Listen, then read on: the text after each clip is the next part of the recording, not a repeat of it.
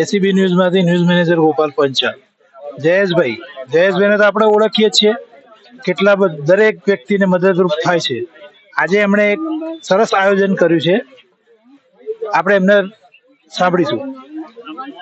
આજ રોજ Vijaynagar ward number 6 હળની road ખાતે બક્ષીપંચ મોરચો વડોદરા મહાનગર અને ટીમ સહાય ટ્રસ્ટ વડોદરા દ્વારા ખાસ વિશેષ 70 વર્ષથી મોટી ઉંમરના વિજયનગર સિનિયર સિટીઝન મંડળના વડીલો માટે આ આયોજન કરવામાં આવ્યું છે, જેમાં આયુષ્યમાન વયવંદના કાર્ડ કેમ્પનું આયોજન કરવામાં આવ્યું છે.